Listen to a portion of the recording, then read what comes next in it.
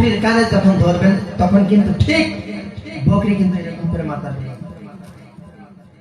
আপনি মালিক হয়ে বুঝতেছেন আমার বকরি বুঝে বুঝে পাহাড় বানতেছে। অবশেষে যখন আপনি কানটা ছেড়ে দিবেন, দেওয়া মাত্র বকরি ঝাঁকি মারবে, ঝাঁকি মাইরা বলবে ও মালিক আপনি কি বুঝাইলেন, কিছুই বুঝলাম না। যদি বাস্তবতা না বলি, শুধু কোরআন হাদিস দেয়া বলি, তারপরে সকালবেলা হয়তো কিছু অংশ মানুষ বলবেন হুজুর কি বুঝাইলো তো কিছুই বুঝলাম না, ঠিক কিনা বলে বলবে কিছুই বুঝলাম। এবার আসুন বাস্তবতায় চলে যাব। আপনাকে আমাকে আল্লাহ বড় মায়া করে বানাইছে। আল্লাহ বলে ওরে মুহাব্বতের বান্দা, তোমাকে কেমনে আমি আল্লাহ জাহান্নামে পাঠাইব? আমি আল্লাহ তোমাকে জাহান্নামে দিতে চাই না। একবার চিৎকার দিয়ে বলুন না সুবহানাল্লাহ। ওরে বান্দা তোমাকে জাহান্নামে দিতে চাই না, কেন তোমরা জাহান্নামের কাজ করে জাহান্নামী হয়ে যাও? রে বান্দা আমি চাই তুমি আদমের সন্তান, জান্নাত ছিল জান্নাত থেকে বের করে দিয়েছি, ঘুরে আবার তোমাকে জান্নাতের ভিতরে আসতে হবে। আর তুমি কেন গুনাহের কাজ করলাম? অপিত্ত বাপজানেরা, ও আমার কলিজার টুকরা যুবক ভাইয়েরা, বলেন আমরা যে আজকে আছি আমরা কালকে থাকবে, কোনো গ্যারান্টি আছে কিনা? আছে? আমরা আজকে আছি কালকে থাকবো কিনা গ্যারান্টি নাই। বলে ওরে মুহাব্বতের বান্দা, আয় আমি আল্লাহ মুহাব্বতের চাদর বাড়িয়ে দিলাম। ও বান্দা আসো আসো আসো, আমি আল্লাহ মুহাব্বতের চাদর বাড়িয়ে দিলাম। এই চাদরটা ধরে তোমরা দিনের পথে চলো।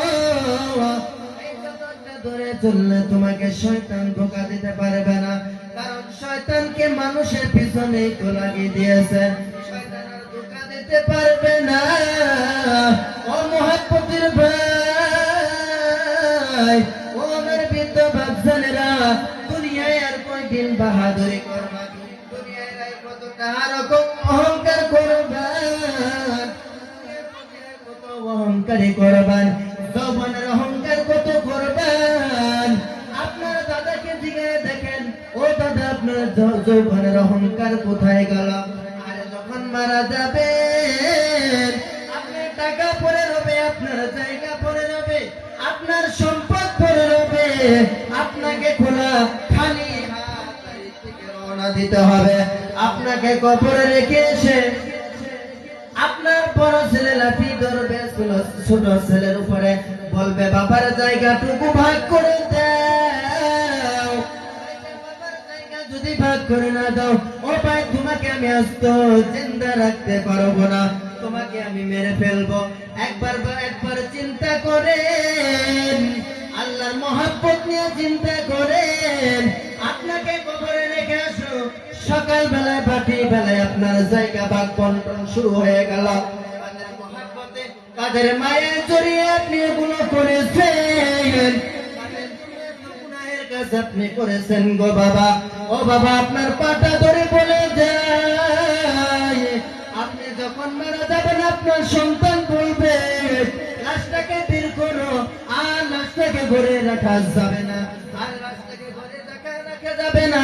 আর বেশিক্ষণ যদি লাশটাকে রাখা হয়, এই লাশটা পচে গলে বন্ধ হয়ে যাবে। লাশটাকে তাড়াতাড়ি দূর করে দাও। আপনাকে রেখে আসবে যে জায়গাতে দিনের বেলাও যেতে ভয় লাগে, ঠিক কিনা বলে? যে জায়গাতে দিনের বেলাও যেতে ভয় লাগে সেই জায়গাতে আপনাকে রেখে আসবে। আপনার কবর পাশে গিয়ে একদিনের জন্য আপনার রোহের মাগফিরাতের জন্য দোয়া করবেন না। আর যে সন্তানের জন্য হারাম চিনেন নাই, হালাল খান নাই, হারাম ভাবে ইনকাম করেছেন, আরে কত পরিশ্রম করেছেন, মাথার গাম পাতা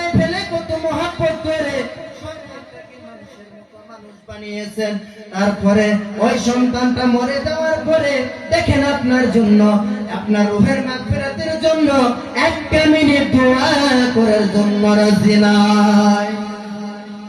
কিসের জন্য কি করবে?